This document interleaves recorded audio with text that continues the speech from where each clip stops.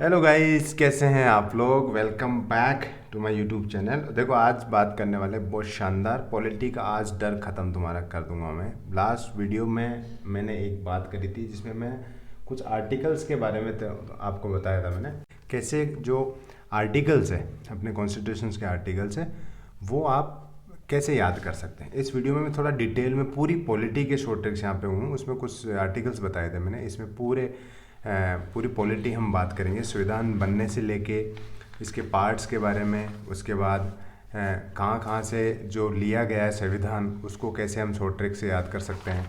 उसके बाद पार्ट्स को शॉर्ट ट्रिक से कैसे याद कर सकते हैं, और शेड्यूल को कैसे शॉर्ट ट्रिक से याद कर सकते हैं, इंपॉर्टेंट आर्टिकल्स को शॉर्ट ट्रिक से कैसे याद कर सकते हैं, सारी चीज़ें।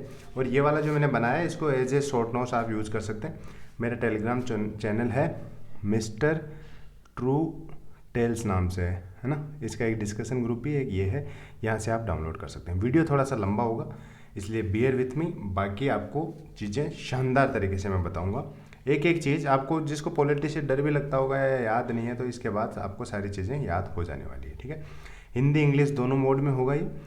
और इसमें हम सिर्फ इम्पोर्टेंट आर्टिकल्स की बात करेंगे। कई लोग अब कमेंट करेंगे भैया वो वाला आर्टिकल रहेगा, वो देखो इम्पोर्टेंट आर्टिकल्स है और जो जनरली पूछे जाते हैं एग्जाम में, रिपीटेटिवली पूछे जाते हैं, वो आर्टिकल्स इसमें बात नहीं करेंगे जो थोड़े डीप हैं। देखो डीप क्वेश्चंस भी आते हैं, ऐसी बात नहीं है, बट हम मोटे मोटे चीज़ों की बात करें तो देखो भारतीय संविधान का विकास कहाँ से हुआ इसका थोड़ा सा ओवरव्यू आपको बता देता हूँ। उसके बाद हम आर्टिकल्स पे जंप करेंगे, शेड्यूल्स पे जंप करेंगे, पार्ट्स पे जंप करेंगे। सबसे पहले संविधान की मांग उठाई थी महात्मा गांधी ने 1922 में कि हमारी एक संविधान सभा होनी चाहिए, जिसको हम इंग्लिश में बोले तो कॉन्स्टिट्यूएंट असेंबली होनी चाहिए। वही मांग 1934 में जवाहरलाल नेहरू ने उठाई थी। ये चीज़ें आ जाती है क्वेश्चन है ना, कि सबसे पहले मांग किसने रखी। जवाहरलाल नेहरू ने संविधान सभा की मांग कब रखी, 1934 के अंदर कॉन्स्टिट्यूएंट असेंबली की। इसके बाद ना कुछ एक्ट्स हैं जिनको हम चार्टर्स एक्ट्स भी बोलते हैं। इनकी हर बुक के सामने आपको दिखती होगी, जहाँ जहाँ से आप पढ़ रहे हो उस बुक में ये सब दिखते होंगे, कि जिसमें कुछ इंपॉर्टेंट एक्ट्स है जो मैं यहाँ पे बता रहा हूँ। ये वाले आपको याद रखने हैं, बाकी हर चीज़ याद रखने लायक नहीं होती। हर चीज़ पढ़ के रट के बैठना नहीं है, इंपॉर्टेंट चीज़ है। जैसे पीट्स इंडिया एक्ट था 1764 का 1784 का। इसमें क्या हुआ था, डुअल कंट्रोल था, जिसमें कंपनी के क्राउन की भी हमारे ऊपर जो राज था वो था, और ईस्ट इंडिया कंपनी का भी हमारे ऊपर राज था। वो था पीट्स इंडिया एक्ट के तहत 1784 के। फिर क्या हुआ, 1857 की क्रांति हुई। उसके बाद जो लड़ाई हुई उसमें अंग्रेज़ों को डर लगा, तो 1858 का अधिनियम लेके आए, एक्ट लेके आए, जिसमें जो ये डुअल कंट्रोल था, द्वैत शासन था, उसको अबोलिश कर दिया। तो ये क्वेश्चन बन जाता है कि 18 कौन से अधिनियम से डुअल कंट्रोल को अबोलिश करके सिर्फ क्राउन को एस्टेब्लिश करा, वाइस रॉय जो आए वो कौन से एक्ट से आए, तो 1858 के एक्ट से। तो ये वाले आप चार्टर्स एक्ट्स है, इनमें कुछ इंपॉर्टेंट चार्टर एक्ट है, जैसे 1784 का है, 1858 का है, 1909 का है जिसको पार्लियामेंट्री रिफॉर्म भी बोलते हैं हम। उसके बाद 1919 का है जिसको हम गवर्नमेंट ऑफ इंडिया एक्ट बोलते हैं 1919, और इसको रेस्पॉन्सिबल गवर्नमेंट एक्ट भी बोलते हैं। यहाँ पे पहली बार हमें दिखाया गया कि रेस्पॉन्सिबल गवर्नमेंट मतलब अपनी इंडियंस की एक रेस्पॉन्सिबल गवर्नमेंट यहाँ पे फॉर्म करी जाएगी। वो हुआ था 1919 के अंदर। ठीक है, 1919 के बाद हम आ जाते हैं 1935 का एक्ट आया। ये बहुत ही इंपॉर्टेंट एक्ट है, इससे बहुत सारे क्वेश्चंस बनते हैं। इसमें क्या हुआ, इंडियन को जो रेस्पॉन्सिबल गवर्नमेंट है उसको और भी आगे बढ़ाया चीज़ों को, और इस एक्ट को हम गवर्नमेंट ऑफ इंडिया एक्ट 1935 भी बोलते हैं। और इसमें भारत का मिनी संविधान भी इसी टाइम हमें लागू हुआ था। मतलब जो आज हमारे पास संविधान है, जो कॉन्स्टिट्यूशन है, उसकी कई सारी चीज़ें इसी टाइम हमारे पास आ गई थी। उसके बाद हमारा जो संविधान सभा बनी तो संविधान हमारा लागू हुआ। संविधान कब लागू हुआ, बन के तैयार हुआ हमारा 26 नवंबर 1949 को। इसी दिन हमने अडॉप्ट कर लिया था। जो कंप्लीट संविधान यहाँ पे अडॉप्ट नहीं हुआ था उस दिन, इसलिए हमें 26 जनवरी 1950 को कंप्लीट संविधान लागू हुआ। इसी दिन हम गणतंत्र दिवस मनाते हैं, रिपब्लिक डे इसलिए मनाते हैं क्योंकि हमारा संविधान तो इस दिन अडॉप्ट हो गया था 26 नवंबर 1949 को, बट कंप्लीटली हमारा जो लागू हुआ था वो 26 जनवरी 1950 को हुआ था। और 26 जनवरी ही क्यों चूज़ करा, क्योंकि कांग्रेस ने फर्स्ट टाइम ये पूर्ण स्वराज की मांग 26 जनवरी को उठाई थी। जो संविधान लागू हुआ था उस टाइम हमारे पास जो संविधान के इम्पोर्टेंट जो फैक्टर्स है वो ये है कि जैसे ये बनकर हुआ तैयार, उसके बाद इसमें 395 तो आर्टिकल्स थे उस टाइम। 22 पार्ट्स थे, भाग जिसको बोलते हैं, आर्टिकल्स को अनुच्छेद बोलते हैं। हिंदी इंग्लिश दोनों में लिखा है, क्योंकि पिछले वीडियो में काफ़ी कमेंट आए थे कि भैया इंग्लिश में बताओ, इंग्लिश में बताओ, हिंदी में बताओ, सॉरी इंग्लिश बना दिया था पूरा। तो और 8 शेड्यूल थे। ये वाली चीज़ें भी कई एग्जाम में पूछे जाती है, लेकिन ये रिपीटिटिव होगी। आज के टाइम की बात करूँ तो ये आर्टिकल्स चेंज होते रहते हैं, लेकिन 448 के लगभग आर्टिकल्स है। वर्ल्ड का सबसे लेंथीएस्ट कॉन्स्टिट्यूशन माना जाता है इंडियन कॉन्स्टिट्यूशन। 25 पार्ट्स है इसमें और 12 शेड्यूल्स हैं। इन पार्ट्स की भी बात करेंगे हम, शेड्यूल्स की बात करेंगे, आर्टिकल्स की डिटेल में हम बात करेंगे। अब उसके बाद आ जाते हैं इंपॉर्टेंट चीज़ों पे, जहाँ से शुरू होती है हमारी जुगाड़ू मेथड्स की ट्रिक्स। ऐसा एक क्रिटिसिज्म है अपने सेलिएंट फीचर में, आप पढ़ोगे इंडियन पॉलिटी की। मैं बता देता हूँ, ये जो वीडियो मैंने बनाया है वो कहाँ से बनाया है। ये मेरी एक रामबाण किताब ये है इंडियन पॉलिटी की, लक्ष्मीकांत की। और उसके अलावा ये इसमें जो इम्पोर्टेंट फैक्ट्स मैंने उठाए हैं, वैसे तो मेरे को पता है वो सारे फैक्ट्स, ये उठाए हैं मैंने। ये आती है किरण की सामान्य ज्ञान की, ये वाली बुक एनसीईआरटी के पैटर्न पे बेस पे। तो ये वाले मैंने फैक्ट्स इस बुक से उठाए हैं। बड़ी शानदार बुक है ये, आप चेकआउट कर सकते हैं। इसका डिस्क्रिप्शन में मैं लिंक डाल दूंगा। भारतीय राजव्यवस्था 151 पे मैं जाता हूँ इसमें, तो ये सारे फैक्ट्स मैंने यहाँ से उठाए हैं। जैसे ये पेज सारे चार्टर एक्ट्स की बात करूँ, उसके बाद भारतीय संविधान की रचना कैसे हुई वो वाली मैं बात करूँ, उसके बाद क्या विशेषताएं थी, मतलब इसमें ऐसे बुलेट पॉइंट्स और पॉइंट्स के हिसाब से सारी चीज़ें दी हुई है, हाइलाइट्स भी करा हुआ है। तो ये वाली बुक आप चेकआउट कर सकते हैं। और जो एसएससी की तैयारी कर रहे हैं स्पेशली, वो किरण की प्रीवियस ईयर क्वेश्चन की बुक भी जो जीके की है वाली चेकआउट करके आप प्रीवियस ईयर क्वेश्चन लगा सकते हैं। अब बात करें, देखो सबसे पहले जैसे क्रिटिसिज्म होता है अपने संविधान का कि ये उधार लिया हुआ संविधान है, तो उधार लिया हुआ है, मैं इसको बोलूँगा इंस्पायर्ड फ्रॉम। कहाँ कहाँ से इंस्पायर्ड है, अलग अलग कंट्रीज है, उन कंट्रीज में कन्फ्यूजन होता है। क्वेश्चन ऐसे बनता है कि जो संविधान का जो अपना रिट है वो कौन से देश से उठाया हुआ है, ये क्वेश्चन आता है। अब उसमें ऑप्शन दे देगा ब्रिटेन, यूएस, कनाडा और जर्मनी, तो वहाँ पे कन्फ्यूजन रहता है। तो उन कन्फ्यूजन्स को क्या करना है, हमें थोड़ा थोड़ा शॉर्ट ट्रिक से हम ऐड कर लेंगे तो हमें डर नहीं रहेगा और हम आराम से चीज़ों को कर लेते हैं। देखो सबसे मेन चीज़ है जो बोरोइंग है, वो तो अपना मेन तो 1935 जो गवर्नमेंट ऑफ इंडिया एक्ट है 1935 उसी में से, उसमें से मेन चीज़ें गवर्नर यहाँ से लिया है हमने, क्योंकि इंडिया में गवर्नर जनरल का राज होता था। उसका जो जुडिशरी अपनी वहाँ से लिए, यूपीएससी मतलब ऑल इंडिया सर्विस यहाँ से लिए, इमरजेंसी, ये 4 चीज़ें और कुछ छोटी मोटी चुटक पुटक, और चुटक पुटक की बात यहाँ नहीं कर रहे हैं, वो भी अपने संविधान में अपने एंड से ही लिया है, एक ऐसे हमने उदाहरण नहीं लिए, ठीक है। उसके बाद ब्रिटिश हम पे राज करते थे, तो इन सब मिलता जुलता कुछ चीज़ें हैं जो हमने लिए। ब्रिटिश में पार्लियामेंट गवर्नमेंट है, मतलब अपनी तरह वहाँ पे भी लोकसभा राज्यसभा है। उसके बाद सिंगल सिटीजनशिप है, जैसे यूएस की बात करें तो वहाँ पर डुअल सिटीजनशिप है। डुअल सिटीजनशिप से मतलब है कि वहाँ पे एक तो नेशन की सिटीजनशिप होगी और एक उनके अंदर जैसे कोई स्टेट है तो उनकी अलग से सिटीजनशिप होगी। जैसे यूपी की अलग सिटीजनशिप हुई और इंडिया की अलग हुई, वैसे डुअल सिटीजनशिप है। Whereas in Britain it is single citizenship. तो ये तो हमने यहाँ से बोरो करा। रिट्स जो है, जो 5 रिट्स है फंडामेंटल राइट्स की, वो वाली हमने यहाँ से बोरो करी है, ठीक है। ये इनसे मिलता जुलता क्या है, पार्लियामेंट मिलता जुलता है। हम पे राज किया है इन्होंने, तो पार्लियामेंट वाली चीज़ हमने कहाँ से उठाई है, ब्रिटेन से उठाई है, ठीक है। उसके बाद यूएस से, देखो यूएस कहीं पे भी आप बात करो, यूएस ज़्यादा राइट्स की बात करता है। हर कंट्री में यूएस टांगा डालेगा कि यहाँ पे फंडामेंटल राइट्स का वॉल्यूशन हो रहा है, ये हो रहा है, वो हो रहा है। तो जो राइट्स की बात करें वो कौन है, वो यूएस है। तो फंडामेंटल राइट्स कहाँ से हमने उठाए, यूएस से उठाए। अब राइट्स की बात करेगा तो जुडिशरी होनी चाहिए इंडिपेंडेंट, जुडिशरी इंडिपेंडेंस कहाँ से उठाई हमने, ये यूएस से उठाई। जुडिशरी हुई तो जुडिशियरी रिव्यू भी होगा, तो जुडिशियरी रिव्यू भी कहाँ से उठाए, यूएस से उठाए। अब जुडिशियरी के ऊपर कौन है, हाई कोर्ट, सुप्रीम कोर्ट और प्रेसिडेंट, वाइस प्रेसिडेंट, इनका रिमूवल, और प्रेसिडेंट का रिमूवल नहीं बोलते, उसको इम्पीचमेंट बोलते हैं। तो ultimately removal of high court जजेस, सुप्रीम कोर्ट जजेस और वाइस प्रेसिडेंट और इम्पीचमेंट ऑफ प्रेसिडेंट कहाँ से उठाया हमने, यूएस से उठाया। उसके बाद कनाडा, आपको पता ही है इनके तो बार बार इनके हेलीकॉप्टर ख़राब हो जा रहे हैं, तो ये क्या है, एक कमज़ोर सरकार है। तो ये क्या चाहेंगे, ये चाहेंगे कि हमें एक स्ट्रॉन्ग सेंटर दे। फेडरेशन तो होनी चाहिए, फेडरेशन का मतलब स्टेट और सेंटर दोनों मिलके काम करे, वो एक फेडरेशन होती है। फेडरेशन हो लेकिन सेंटर डरता है इनका, तो क्या करते हैं, हमें स्ट्रॉन्ग बनाओ। तो फेडरेशन विद स्ट्रॉन्ग सेंटर कहाँ से उठाया हमने, कनाडा से।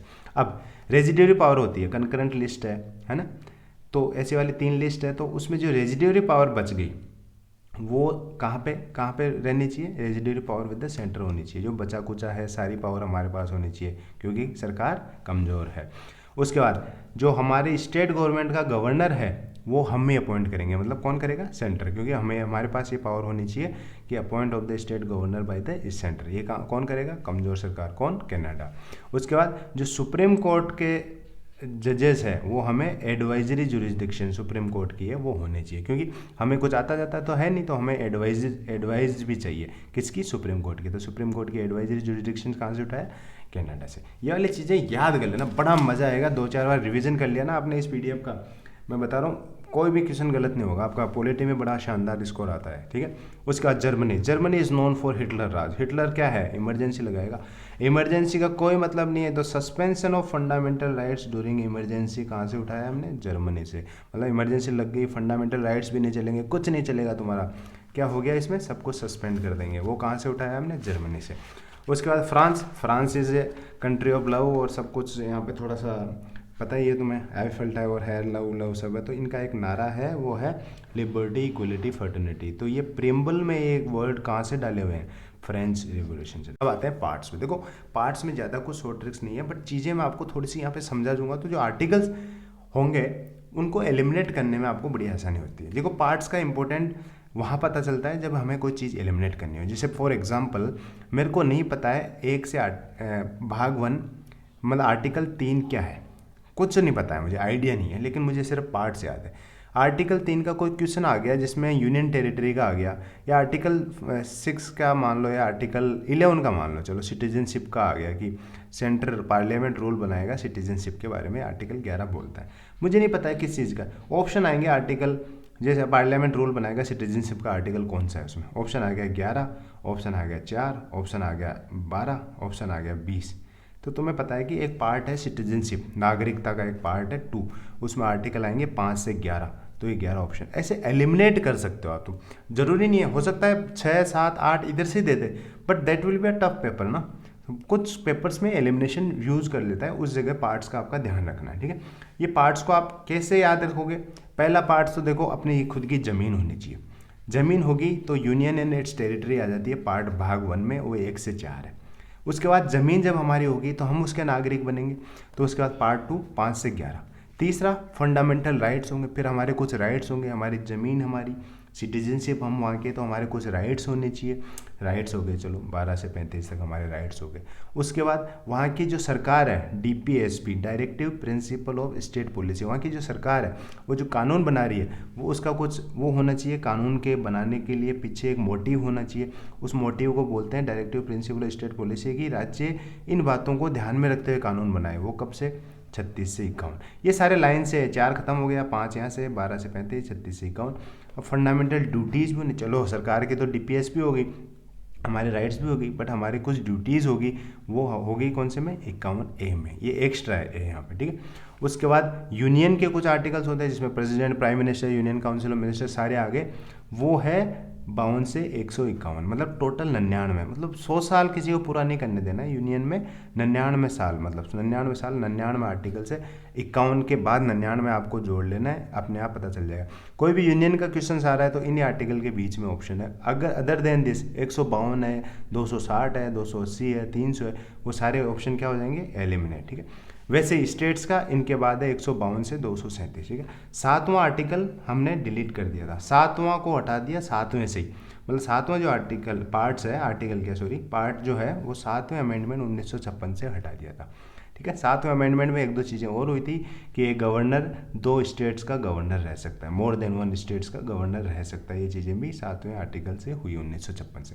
देखो पढ़ेगी तो बहुत सारी चीज़ें हैं, पर हम यहाँ पे सिर्फ इंपॉर्टेंट चीज़ें की बात कर रहे हैं। उसके बाद स्टेट्स आ गया, यूनियन आ गया, स्टेट्स आ गया, पार्ट्स 5, यूनियन 6 स्टेट्स। उसके बाद क्या होगा? यूनियन टेरिटरी होगी, केंद्र शासित प्रदेश होंगे, तो वो कितना है? 3 ही आर्टिकल है, 239 से 242, ठीक है। उसके बाद यूनियन टेरिटरी, फिर कौन बचा? पंचायत बची।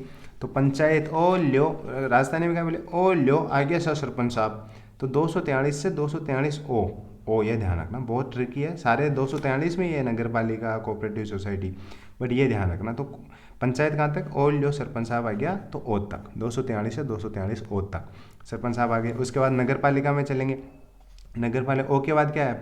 पी से स्टार्ट हो गई, पी से जेन जी। अब आजकल जेन जी शहरों वाली जनरेशन को क्या बोल रहे हैं हम? जेन जी। याद आया कुछ? जेन जी जनरेशन है ये। तो जेन जी, जेड और जी तक हम यहाँ पे हो जाएंगे। और उसके बाद जेड जी के बाद में क्या हुआ? एच आया। जेड जी एच किसका? Cooperative society. बड़ा सिंपल है। अब आएगा सबसे बड़ा वाला काम जिसमें हम याद करेंगे आर्टिकल्स को, और इसमें आएगा बड़ा मजा। ठीक है, एक एक चीज़ पढ़ेंगे। सबसे पहले आर्टिकल 1 से 4, ये पूरा का पूरा पार्ट 1 ऐसी एज इट इज आ गया। इसमें संघ और उसका क्षेत्र जो दिखाता है, यूनियन ऑन इट्स टेरिटरी, कि सरकार किसी की ज़मीन लेगी, किसी को ज़मीन देगी, सरकार अपनी ज़मीन का बंटवारा कैसे करेगी, किसी के साथ समझौता कैसे करेगी ज़मीन का, सरकार के अंदर कौन कौन सी ज़मीन भारत सरकार के अंदर है, वो सब सारी चीज़ें कहाँ पे बात करी हुई है? 1 से 4। तो पूरा का पूरा देश हमारा 1 से 4 के अंदर ये है नारा। ठीक है। आर्टिकल 5 से 11, तू अपना ही नागरिक है यारा, तू अपना ही नागरिक है यारा। 5 से 11, 11 से 11 ये याद रख लेना। 11 पे खत्म हो जाता है, उसके बाद फंडामेंटल राइट्स आ जाते हैं। 11 में क्या आता है? Parliament to regulate the right of citizenship by law. यही एक इंपॉर्टेंट आर्टिकल है इसमें। बाकी एलिमिनेट करने के लिए ध्यान रखना, 5 से 11 तू ही अपना नागरिक है यारा। उसके बाद आता है सबसे इंपॉर्टेंट आर्टिकल, फंडामेंटल राइट्स, मौलिक अधिकार। ये पार्ट की बात करें तो अभी मैंने बताया पार्ट 3 में आएंगे। ठीक है। उसके बाद सबसे पहले आता है जो फंडामेंटल राइट्स है उनको कैसे बांट के रखें। 542, 542, 421, 5, 42, 42, 1, 5, 42, 42, 1। पहले 5, 5 कौन से? राइट टू इक्वलिटी, समानता का अधिकार। 5 है कहाँ से? 14 से 18। इसमें हो जाता 12 से स्टार्ट है, 12, 13 को 2 को हमें इग्नोर करना है। ये अलग है, डेफिनेशंस है स्टेट्स की, वो सारी चीज़ें 12, 13 में। ठीक है। 5, 14 से 18 राइट टू इक्वलिटी। उसके बाद 4 है 19 से 22 राइट टू फ्रीडम, स्वतंत्रता का अधिकार है। फिर 2 है 23-24 राइट अगेंस्ट एक्सप्लॉयटेशन, शोषण के विरुद्ध। ये देख लो, ये वाली अगर ट्रिक्स तुमने याद रख ली ना तो पूरे के पूरे फंडामेंटल राइट्स आप लिख सकते हो चीज़ों को। अंदर डीप मत जाओ क्योंकि क्वेश्चन यहाँ से एलिमिनेट हो जाता है। एक क्वेश्चन आ जाएगा राइट अगेंस्ट एक्सप्लॉयटेशन का कौन सा आर्टिकल है, बड़ा कन्फ्यूजन होता है। 23 और 24 दो ही आर्टिकल है, इन दोनों में से ऑप्शन होना चाहिए कोई ना कोई। ऑप्शन कैसे आएंगे? Article 19, article 16, article 23, article 25। आप आराम से एलिमिनेट कर दोगे अगर ये ट्रिक्स आपको याद है। 5, 42, 42, 1, 5, 42, 42, 1 इसमें, और ये सारी चीज़ें, क्योंकि ये तो बहुत सारे आर्टिकल्स हो गए लगभग। ये 11 और 11 और 4 15, 16, 17, 18 हो गए। 18 के बजाय तो आपको तो सिर्फ 6 आर्टिकल याद रखने, इनसे पता चल जाएगा। तो राइट अगेंस्ट एक्सप्लॉयटेशन कौन सा है? शोषण के विरोध 2, 23-24। फिर उसके बाद right to freedom of religion, धार्मिक स्वतंत्रता का अधिकार 25, 26, 27, 28, 4। फिर 2 संस्कृति और शिक्षा, ये 2 ही है, संस्कृति और शिक्षा। यहाँ पे भी 2 ही है, संस्कृति और शिक्षा 29, 30। उसके बाद एक है सबका दादा, कौन? हमारा 32 नंबर। इसको हम बोलते हैं दिल और आत्मा संविधान की। उसके बाद हम बात करेंगे छठे में आगे। इन आर्टिकल्स में कुछ कुछ इंपॉर्टेंट आर्टिकल हैं जिनकी बात कर लेते हैं। 17 का खतरा, कौन सा? 17 आर्टिकल। 17 का खतरा मतलब अबोलिशन ऑफ अनटचेबिलिटी, इसको छुआछूत भी बोलते हैं, अस्पृश्यता भी बोलते हैं। मतलब किसी को हम बोलेंगे यहाँ से तुझे पानी नहीं पीना है, यहाँ से तू मेरे टच मत हो, और ये है वो है, अगर हम भेदभाव इस मामले में करते हैं तो खतरा है। और वो कौन से आर्टिकल में खतरा है? ऐसा किया तो जेल, इसका खतरा है आर्टिकल 17 में। उसके बाद एक इंपॉर्टेंट आर्टिकल है जो बहुत ही कन्फ्यूजिंग होता है, आर्टिकल 21A। देखो क्योंकि हम बात करें फंडामेंटल राइट्स की, यहाँ पे तो 21वें वाला हम जाएंगे राइट कौन से वाले कन्फ्यूजन हमारे को क्रिएट होगी कि यार 21 तो भैया ने बताया था हमें, क्या 21 बताया था, इसमें आया था राइट टू फ्रीडम। तो इसमें तो यार फ्री एजुकेशन कहाँ से आएगा? लेकिन ये बाद में ऐड करा हुआ है, free education from 6 to 14 years of kids, मतलब जो भी बच्चे 6 से 14 साल के हैं उनको फ्री एजुकेशन मिलनी चाहिए, वो है 21A में। कन्फ्यूजन रहता है इन दोनों में, ध्यान रखना। 21 तो है लाइफ एंड पर्सनल लिबर्टी का, 21A है फ्री एजुकेशन का, ये वाला चीज़ आप ध्यान रखना। उसके बाद 32 मैंने जब बताया हार्ट एंड सोल है। इसमें क्या होता है? सुप्रीम कोर्ट की रीट्स आती है इसमें, आर्टिकल 32 में, और इसमें आती है आर्टिकल 32 की जगह आर्टिकल 226 में हाई कोर्ट की रीट्स। ये चीज़ ध्यान रखना, रीट्स बहुत इंपॉर्टेंट है। 5 रीट्स के बारे में बता दूंगा, एक डिटेल वीडियो में मैं बनाने वाला हूँ। रीट्स से क्वेश्चन हमेशा लगभग आ ही जाता है एग्जाम में। तो हाई कोर्ट की रीट्स किस में है? 226 आर्टिकल्स में, और इसमें कितना है? 32। 3 दूनी 6, कितनी बार? 3 दूनी 6, 2 बार, 2 बार तो 2 लिख दिए, और 3 दूनी 6, एक बार 6 लिख दिया, ऐसे करके 226 आर्टिकल। थोड़ी सी दिमाग लगानी, याद हो जाएगी चीज़ें सारी। समझना एक चीज़ है, इसकी इन्फॉर्मेशन याद रखना दूसरी चीज़ है। रिट्स 5 प्रकार की होती है, सिंपल सी चीज़ें। हैबस कॉर्पस, मेंडामस, प्रोहिबिशन, सर्टिवारी, क्वो वारंटो, ये तो तुम याद कर लोगे। बट बड़ा कन्फ्यूजन होता है कि कौन सी चीज़ कहाँ काम आती है। सेंटेंस में आ जाएगा कि बंदी किसी को बंदी प्रत्यक्षीकरण की जो रिट है उसमें क्या काम आता है। देखो, अगर कोर्ट आदेश देता है कि फलाना फलाना आदमी हमारे सामने प्रस्तुत किया जाए, पेश किया जाए, तो वो जो अगर रिट आती है कि किसी को नज़रबंद कर लिया या किसी को डिटेन करके रखा हुआ है, तो उसमें हमारी रिट लगती है, वो है हैबस कॉर्पस। ठीक है, इसको हिंदी में बोलेंगे बंदी प्रत्यक्षीकरण। अब कोई काम नहीं कर रहा, कोई सरकारी आदमी काम नहीं कर रहा हो, चाहे लोअर कोर्ट हो सकती है, कोई भी, मतलब सरकारी, प्राइवेट पे ये चलती नहीं है, सरकारी काम नहीं कर रहा, तो ऊपर से अगर आदेश आता है कि we command you to work, तो उसको बोलेंगे मेंडामस। ठीक है, ये मेंडामस की रीट है। अगर नीचे वाली जो अदालत है उसको ऊपर की अदालत, जैसे लोअर कोर्ट से उनको हाई कोर्ट या सुप्रीम कोर्ट अगर कुछ आदेश देता है, प्रोहिबिशन का आदेश देता है कि तुम अपनी जुरिडिक्शन से बियॉन्ड जाके, अपना क्षेत्राधिकार से बियॉन्ड जाके कुछ काम करो, तो we prohibit you from that, तो निषेध की रिट लगती है। उसके बाद कोई लोअर कोर्ट को जजमेंट पास कर देता है कि इसको उम्र कैद दे दी, हायर कोर्ट, हाई कोर्ट या सुप्रीम कोर्ट उसको रिजेक्ट कर देता है, तो उसके जो जजमेंट है उसको सर्टिफाई करने का मतलब है सर्टिवारी। तो ये जो प्रोहिबिशन है, सर्टिवारी, या दो रिट सिर्फ और सिर्फ अदालत के ऊपर लगती है। ठीक है, और लास्ट ही, कोई आदमी सार्वजनिक पद को बिना अधिकार के अगर ग्रहण करा हुआ है, जबरदस्ती ग्रहण करा हुआ है, तो उसको बोलते हैं क्वो वारंटो। कोर्ट पूछेगा on what warrant you are entitled for this proper particular post, तो व्हाट वारंट, सार्वजनिक पद आपके पास है। तो ये वाली चीज़ें याद रखना। कॉर्पस होती है बॉडी, जैसे बोलते हैं ना बॉडी कॉर्पस, ये इंग्लिश वर्ड है जिसका मतलब होता है कॉर्पस। तो किसी को प्रस्तुत करना है तो वो क्या होगी, habeas corpus. Command, we command, mandamus command, ये यहाँ से हम आदेश देते हैं तुम्हें काम करने को, वी कमांड, कोई काम करना है तो काम कमांड दे रहे हैं। प्रोहिबिशन, किसी को रोकना, और सर्टिफाई करना, दोनों कोर्ट के काम है, ये कोर्ट के लिए लागू होगा। ऐसे क्वेश्चन आ जाता है कि कौन सी रिट कोर्ट के लिए नहीं होती, दो ऑप्शन हो जाता है, ये और दोनों, कोई से पैसे घुमा फिरा के क्वेश्चन पूछ लेते हैं। ठीक है, और आर्टिकल 14 ये भी बहुत फ्रिक्वेंटली पूछा जाता है। इसमें क्या है, इसमें इक्वलिटी बिफोर लॉ, कैसे देखो, कैसे याद करना है इक्वलिटी बिफोर लॉ। 14 से 14 जनवरी, 14 जनवरी को क्या होता है, मकर संक्रांति। छोटे बड़े सबको इक्वली पतंग उड़ाने देते हो क्या तुम, नहीं देते तुम, बट इस हिसाब से याद रखना है कि छोटे छोटे को सिर्फ पतंग लूटने का काम नहीं देना है, उनको पतंग उड़ाने भी देना है, ऐसा करके 14 आर्टिकल। अब आ गया कुछ चीज़ें DPSCP में बात कर लें, जो पार्ट 4 है, यह है राज्य के नीति निर्देशक तत्व हिंदी वालों के लिए, ये आर्टिकल 36 से 51 है। ठीक है, इंपॉर्टेंट कौन सा आर्टिकल है, 5 आर्टिकल इसमें इंपॉर्टेंट है जो फ्रिक्वेंटली पूछे जाते हैं। एक तो 39A फ्री लीगल एड, यहाँ से ध्यान रखना, 39वां आर्टिकल अलग चीज़ है, 39A है जो बाद में जोड़ा हुआ है।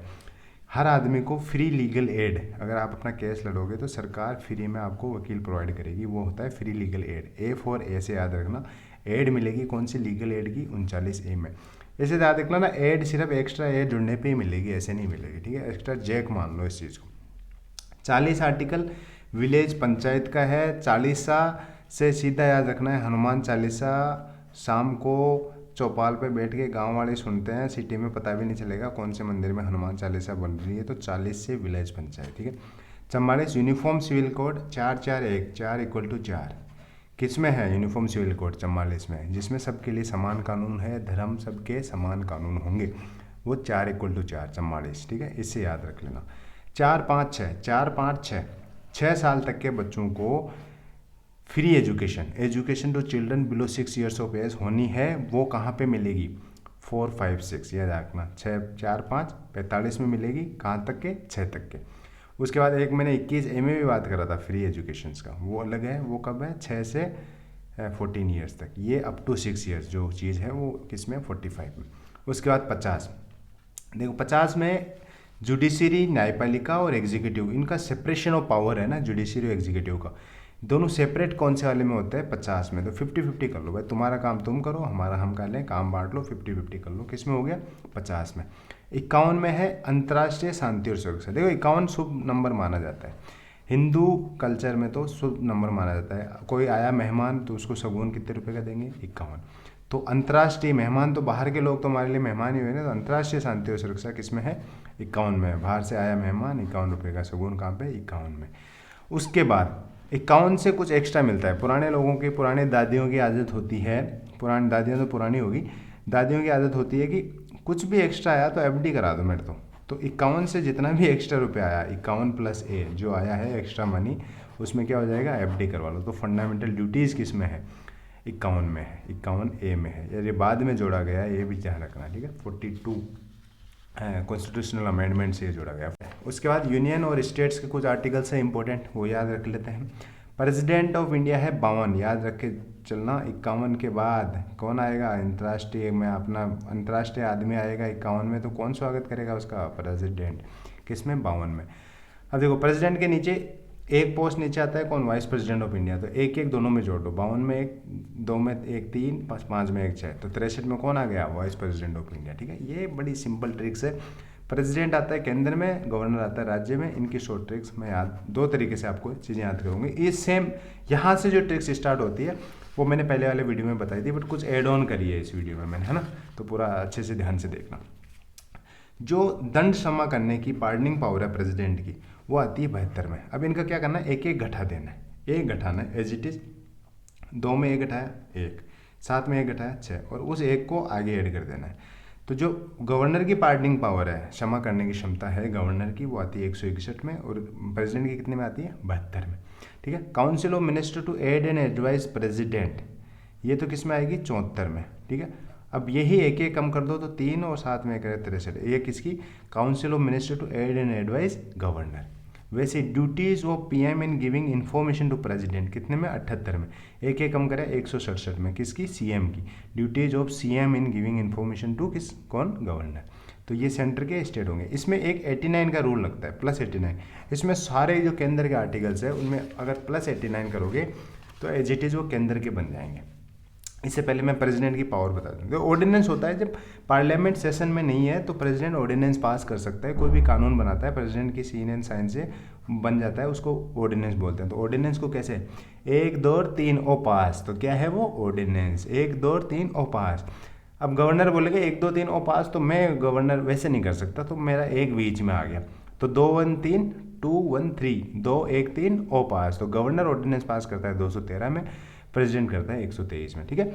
उसके बाद अगर ये ऑर्डिनेंस पास हुआ सही है या गलत, तो प्रेसिडेंट का जो ऑर्डिनेंस सही है गलत कौन जज करेगा, सुप्रीम कोर्ट। किसने में, 124 में आती है सुप्रीम कोर्ट। और गवर्नर का सही है गलत कौन जज करेगा, हाई कोर्ट। तो किस में आती है, 214 में, ठीक है। एक एक जोड़ दें दोनों के ऑर्डिनेंस में, तो सुप्रीम कोर्ट और ये हाई कोर्ट। उसके बाद वो 89 का रूल बताया मैंने, जितने भी आर्टिकल है सेंटर के उनमें 89 जोड़ दोगे तो वो गवर्नर के बन जाएंगे। मतलब सेंटर मतलब प्रेसिडेंट के रिलेटेड जो आर्टिकल है उनमें अगर हम 89 जोड़ देंगे तो स्टेट के बन जाएंगे। जैसे पार्डनिंग पावर ऑफ प्रेसिडेंट 72 में थी, 89 जोड़ेंगे 161। वो +-1 का भी रूल आप मना सकते हैं, 89 का भी मान लें। 161 में गवर्नर की। Council of minister aid and advise president 74 में। Council of minister aid and advise governor 89 जोड़ेंगे 163 में। अटर्नी जनरल जो भारत का महान्यायवादी होता है वो 76 में आता है। बहुत इंपॉर्टेंट आर्टिकल है ये वाला, ध्यान रखना। तो वही एडवोकेट जो सेंटर में तो होता है अटॉर्नी जनरल, स्टेट में होता है एडवोकेट जनरल, तो वो किससे में आएगा, 165 में। कितने जोड़ने, 89 जोड़ने। Duties of PM to inform the president 78 में, 89 जोड़ा, 167 में ड्यूटीज ऑफ सीएम। पार्लियामेंट किस में आता है, 79 में, 89 जोड़ा 168। यहाँ आता है state legislative assembly. Right of president to address the parliament, जब फर्स्ट टाइम पार्लियामेंट सेशन में आता है तो प्रेसिडेंट एड्रेस करता है या नहीं करता है जॉइंट सीटिंग को, वो कहाँ पे आता है, 86 में। इसमें अब हम 89 जोड़ देंगे तो कितना आ जाएगा, 175। इसमें governor to address state legislative assembly, ठीक है। उसके बाद disqualification of member, president member को डिस्क्वालीफाई करता है 102 में। वही गवर्नर कितने में करेगा, +89 में। कितने में, 191 में। उसके बाद वोटिंग इन हाउस, जो कोरम होनी चाहिए ना 1/10 की, वोटिंग कर रहे हैं जो कोरम बननी चाहिए वो होती है 100 में। जब तक 100 नहीं बैठेंगे हम वोट नहीं करेंगे भाई। पूरा करो तो वो किस में होगा, कोरम कहाँ पे होगा, 100 में। उसमें 89 जोड़ेंगे तो स्टेट लेजिस्लेटिव में कोरम होनी चाहिए 189 में। जो धन विधेयक है वो 110 है। मनी बिल है, ये भी इंपॉर्टेंट आर्टिकल है। मनी बिल आता है 110 में, 199। स्टेट का जो मनी बिल है 199 में होगा। अब देखो शॉर्ट ट्रिक्स कुछ चीज़ों की और बता देता हूँ मैं। जो बिल है उसको असेंट, बिल को पास करने के लिए असेंट देना पड़ता है, वो आता है 111 में। एक होगी भाई पास है, एक उसमें 89 जोड़ेंगे तो जो 200 एकदम डबल सेंचुरी मान लो, 200 स्टेट में पास हो जाता है, उसमें 89 घटाएंगे तो 111 में सेंटर पास कर देता है। कुछ बिल्स है जिसमें पीसा को मामलो है भाई, 90 का चक्कर है, तो इनमें 90 प्लस करना है, 89 नहीं 90 प्लस करना है। जितने भी विधेयक है धन के, फाइनेंस के, जो बजट हो गया, अप्रोप्रिएशन बिल हो गया, फाइनेंस बिल, इन सब में 90 जोड़ने। तो पीसा को मामलो 90 का चक्कर, इस हिसाब से याद रख लेना। अभी राजस्थान में पीसा को मामलो 90 का चक्कर। बजट को बोलते हैं एनुअल फाइनेंशियल स्टेटमेंट। कहीं पे भी अपने संविधान में बजट नाम का शब्द नहीं है, ध्यान रख लेना, ये चीज़ क्वेश्चन पूछा जा चुका है।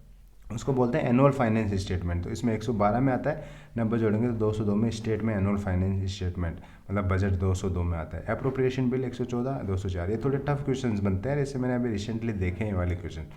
फाइनेंशियल बिल, धन विधेयक किस में आएगा? 117 में, किसका? सेंटर का। और 207 में किसका? स्टेट का। अब देखो इमरजेंसी सबको पता है, इंपॉर्टेंट आर्टिकल है इमरजेंसी। इमरजेंसी का मतलब आग लागी भाई, लागी इमरजेंसी, मतलब 4 आदमियों ज़्यादा ऊबा कौन रह सके एक जगह वाला। हिंदी में बोलूँगा 4 से ज़्यादा एक साथ खड़े नहीं होने दे रहे।